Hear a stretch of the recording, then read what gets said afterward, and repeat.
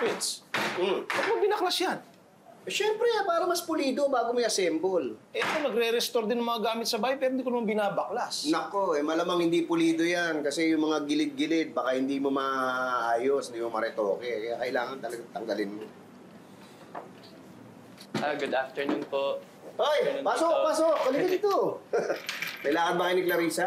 Magbabike lang po kami dito sa village. Talaga? Opo. Ay, Ay! alis na po kami. Teka, yung bike mo. Ay, hindi ko na po dadalhin. Angkas na lang po ako sa kanya. Oh, ingat ha. Sige po, sige, bye-bye ingat po. kayo. Sige po. Sige.